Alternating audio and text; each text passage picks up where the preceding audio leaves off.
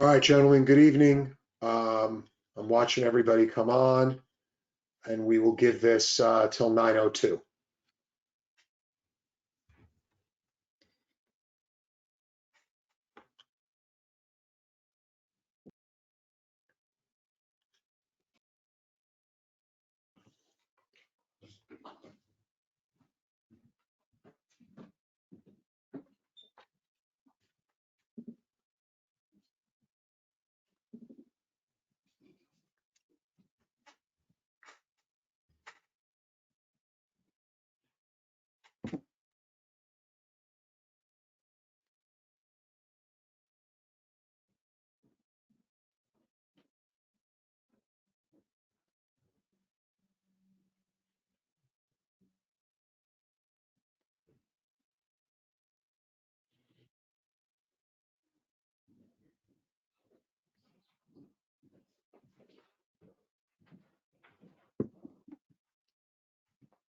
(9:01). Still got guys logging in.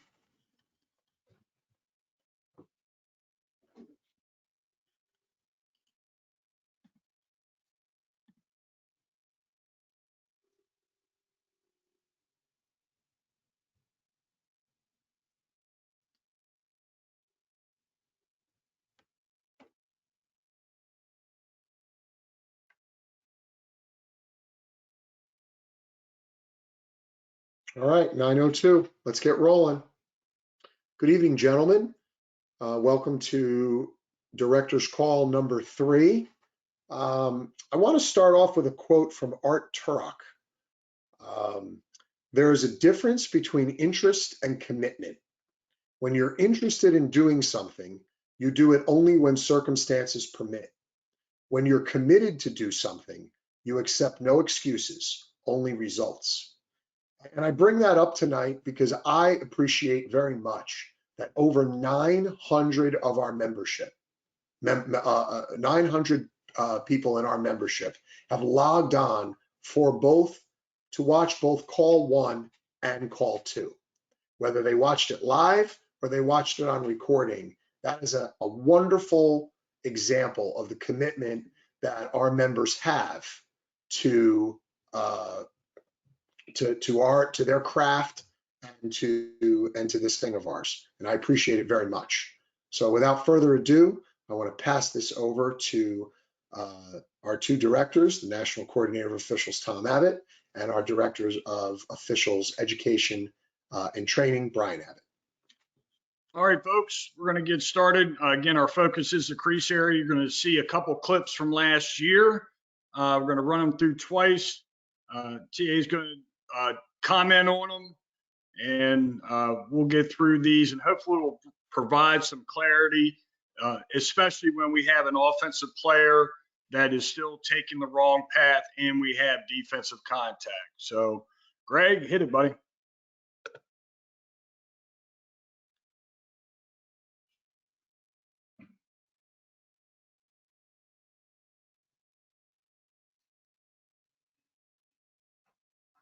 All right, we see my screen?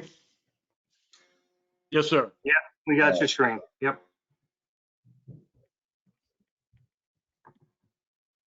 A lot of standing around though.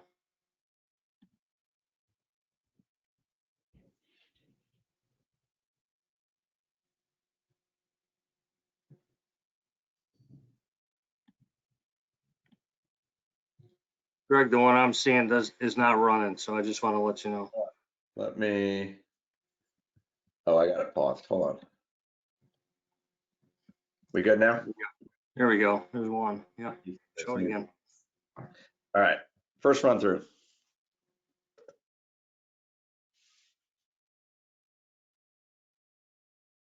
Take a look at it again. And then we can do.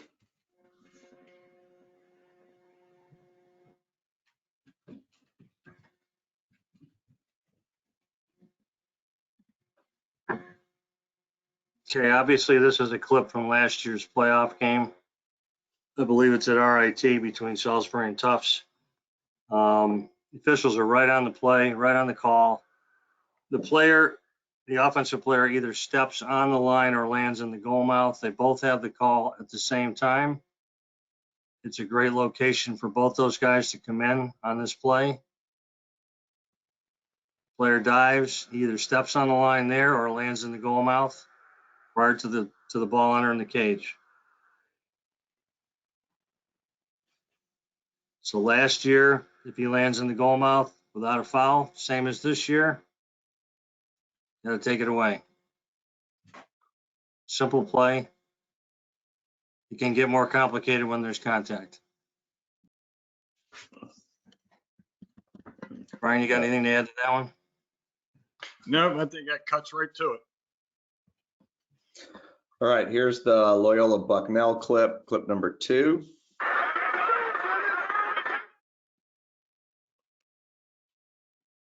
See a player coming around the cage on this side.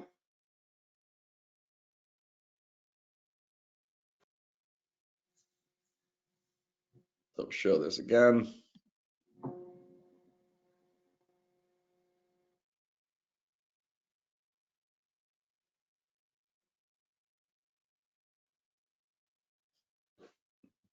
Okay, last year, this play was no goal. This year it would be a good goal. Player scores, the ball enters the cage as he gets a legal body check from behind that puts him in the goal mouth. I think This year that, go ahead, as BA. we look at defensive contact here, it's coming from the crease and it's downhill. So that's what put the attacking player in the crease. He was at the top of the crease to begin with.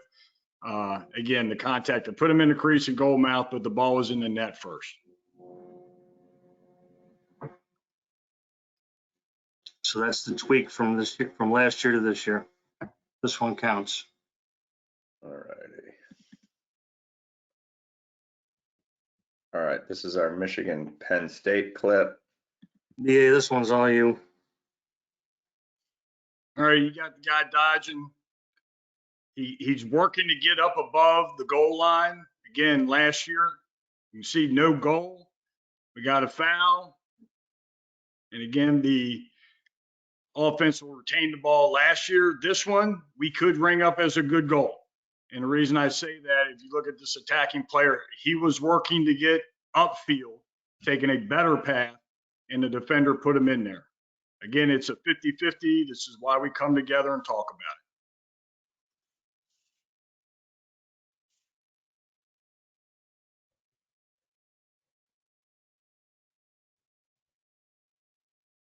All right, then we can move on to our next one.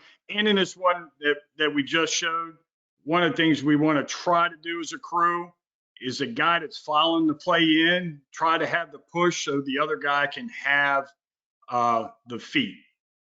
It just so happened in this one, from the single side, was able to get both.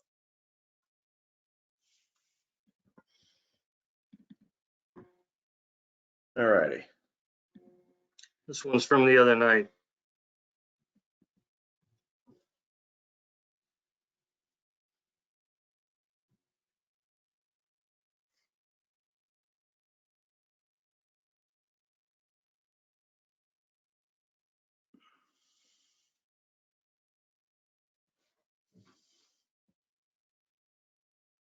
Think about what you have.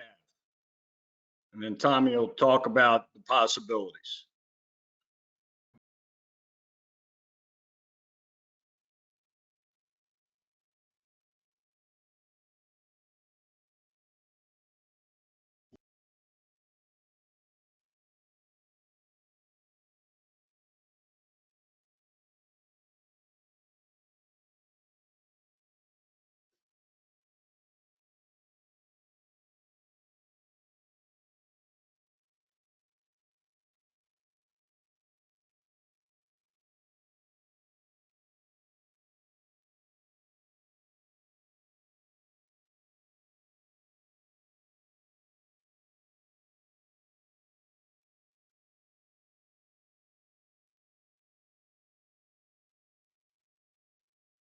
So there's several things to talk about with this one.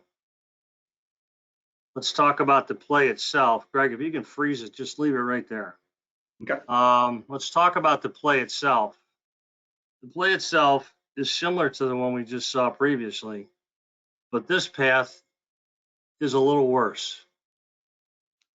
Very difficult for that offensive player to make a decision on where he's going to go, and then he gets illegally checked by the defender as he's within steps of the crease area, which is what we're trying to avoid. I spoke with the referee after the game and again the next morning without looking at any of this film clip. We talked about the possibilities of what might be called, what could be called.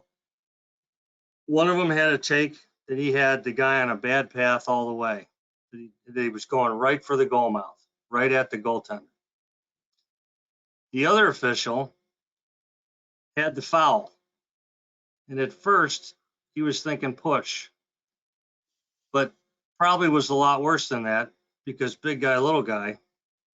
Could have been a cross check, but he definitely drove the player into the goaltender. So there's a number of different ways to call this.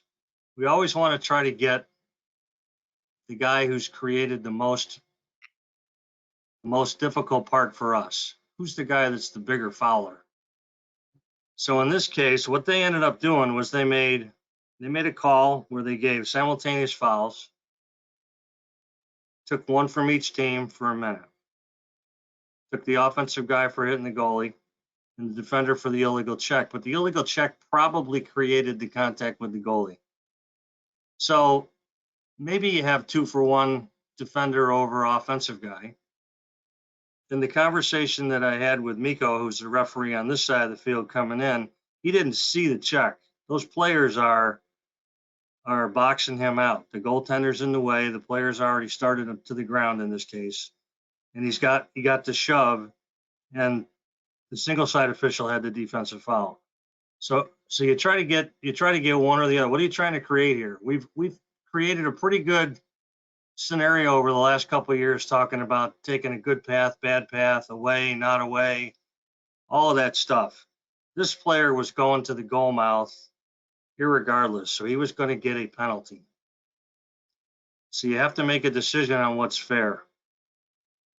In my opinion, 1-on-1 was fine. It's a do-over. You get two guys that go to the penalty box, the same team has the ball.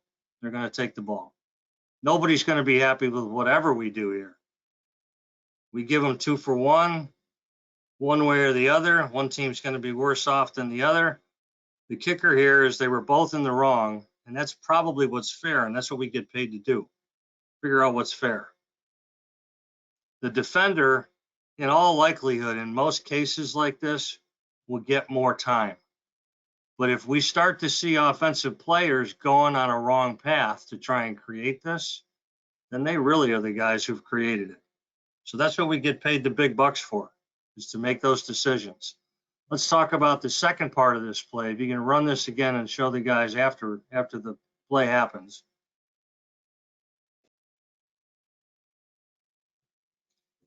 They come in together, they get away from the players, freeze it right there. We're in a pretty good spot right now. The trail came in a little too far, and he also had a flag, so he's part of the conversation at this point. But his job right now is to focus on the players so there's no more issues. Thankfully, the players do a good job of separating. I'm assuming he's talking to him at the time, while the other two officials who are the on-officials on the play are discussing what they saw. This is a pretty decent job of doing this. I'd rather see the trail stay a little further out so he gets a bigger picture. But once he's in there, do your job and then try to back away and stay with the bigger picture. And in the end, you'll see the trainer coming in. But because obviously the kid got hurt that hit the goal pipe. There is no right or wrong. I think what you have to do is decide what's fair. That's what we get paid to do. And in this case, 1-on-1 was probably okay. I have no problem with that. They both were wrong in what they did. They both served penalty time for it. The team that had the ball keeps it.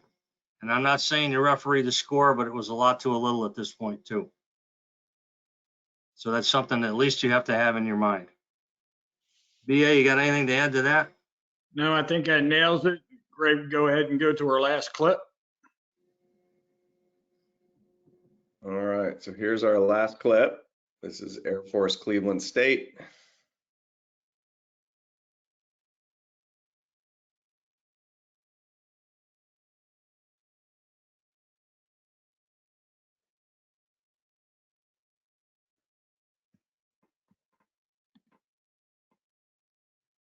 Think about what you got, guys.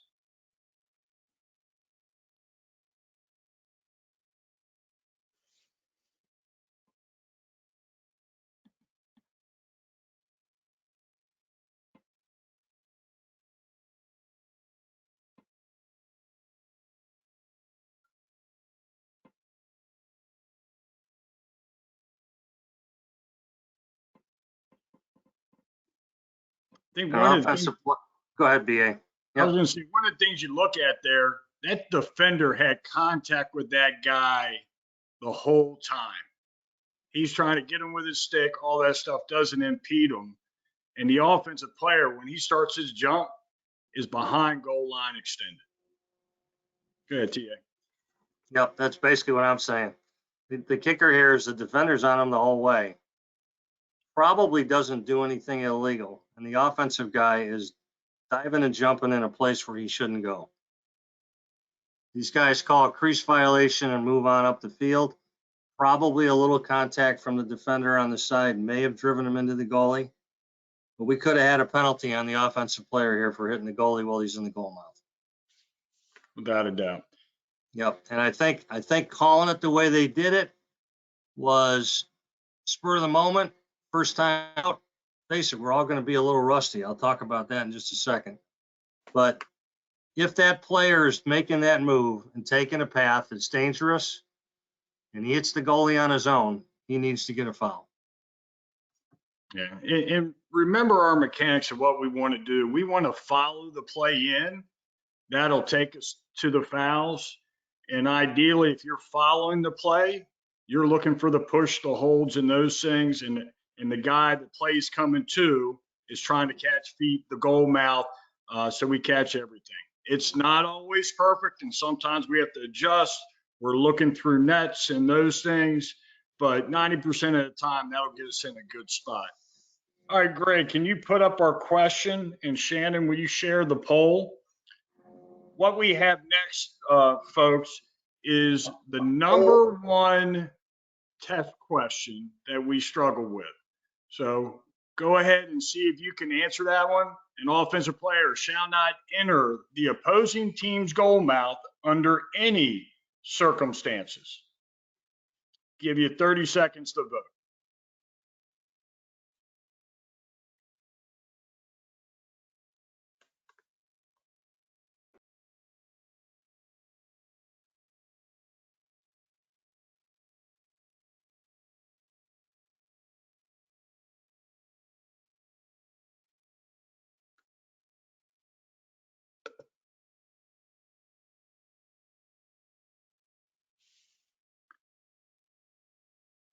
All right, Shannon, can we get a total on those who selected true? Those that selected true was 33%. Those selected false, it looks like 68%. Well, gentlemen, we improved a little bit in that area. This statement is false. We're going over the crease plays and we're talking about if the defender fouls and that ball crosses the plane of the goal before we touch that goal mouth or the goalie, it is a good goal. So remember, that was one we had to think on. TA, anything to add on that? No, I think we've finally figured out that the reason it was on the test was based upon the rules change. It's not always true anymore. So at least we're heading in the right direction with it. Absolutely. Like to ask KO to unmute and join us and talk a little bit about game report. Before we do that, we have a question that came up regarding how to award possession. So if we have the bad path and we have a foul, how are we awarding possession? If it's 2-1, certainly very easy. But how are we awarding possession when it's 1-1? Bat, path, foul. Simultaneous rules are always going to play the factor in this, PJ. It's team that had it keeps it. If the time is more, it goes to the other team. So Okay, simultaneous fouls, it's in Rule 7. very good. Team that had it keeps it. Yep. Greg, will you unshare your screen? KO, game report. Yes, thanks, boys. Great start. Obviously, we jump into the deep end of the pool, and so far we're swimming. Game reports are critical. It's a lifeline and support for you all. Don't ever look at it as a negative. So we could go over, I'm not gonna take a half hour to go over all of it, but there's so many different levels of what happens with a game report and the importance of that game report. So, you walk away from a game and there's something you didn't like about that game, please click the button that says, unusual circumstances. You guys do a great job of putting in the fouls, putting in the personal fouls, the target or the hits to the head. Sorry, I didn't mean to say targeting. I know we're not allowed to say that. And everything else about locker rooms and so forth, and the rating of the coaches. So there's a couple things within that game report. First off, we've changed the portion that talks about personal fouls and unsportsmanlikes, that now you've got the 3 different distinctions of hit to the head. So now you've got that in your drop down. Please check that accordingly. If you've got something within a game that was a problem or concern on sportsmanlike conduct, you ejected a coach, you got a lot of fouls, 20 some personal fouls, please don't put 5s down for everybody's behavior, because then a commissioner is going to look at that report and say, well, everything was all right on this end, but not on that end.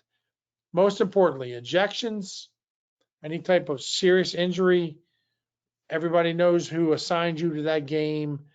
That assigner should know about it before you get home. Get in your car. Everybody's got a cell phone. Hit it. Buzzy, here's what I had. Franny, here's what I had. Tommy doesn't need it. Tommy gets them. I get them. But it's important that we hit that button that says unusual circumstances. The fact that it snows in Syracuse in February, it's not unusual. The fact that we had 32 fouls in a game in school north of Atlanta this week, we want to see that. We want the commissioner to support us. So when that report, you hit unusual circumstances, that's going not only to the assigner and Tommy and myself, but it's also going to someone at the conference and someone at the institution. You referee a men's lacrosse game, but I got 32 fouls. We got a problem. Don't ever hesitate before you're not sure what to do. Send me an email or call me. I don't care, Saturday, Sunday, whatever it is, and I'd be more than happy to help you through those Division 1, 2, and 3, because that really is the connection to you walking off the field to you going home, to making sure the powers to be know what happened at that game. Any questions, don't ever hesitate to email me. Severe, something you're not sure about, call me. Thanks, KO.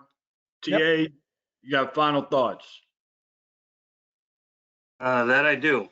Kevin, thanks. I think just to double down on that, fellas, Kevin made the important revelation to everybody that game report goes to a lot of folks, especially conference people. And the conference people understand what bad language is, and they know what it is, and you don't need to tell them exactly what it is in that report. Just say it's language unbecoming or vulgar language, contact the official for more information. And we'll talk about it privately and not have it shown in black and white all across the country. So keep those in that frame of mind that you're showing that to a lot of folks. My closing thoughts are this. Look, every year that we have a rules change year, so every other year, we start the same way. Coaches and referees get all bent out of shape about new points of emphasis, new focus on new rules. In the first couple of weeks, everybody seems to lose their marbles over all this stuff. And especially in these early season games. We're still trying to knock the rust off. The players are doing the same thing. We don't hit our stride till probably the end of the first month. So do what you got to do to remember that this is lacrosse. Sure, there's a few things that have changed, but these changes this year are relatively minor. The face-off is basically the same. The only thing we changed was where you stand to conduct it. Illegal body checks are still the same in the book. Targeting has changed. There's 3 categories: indirect, direct, and excessive and flagrant. Crease play's been adjusted a little bit, but basically to allow us to call things fairly. Who's the bigger violator? What's logical in this play? That gives us some tools. But in the long run, this is still lacrosse. It's still the game of lacrosse. It hasn't changed. Trips, cross checks, unnecessary roughness are still in the book. I think we've forgotten to call them the first couple of weeks. We're focusing on all this other stuff. Moving picks, holds, pushes, they're still the same. And they're still right in front of us. Don't forget about those. Basically, the game's still the same. These tools that we gave you this year are to help you manage what's fair and how to get through it. And I think everybody will understand that as we go through the season.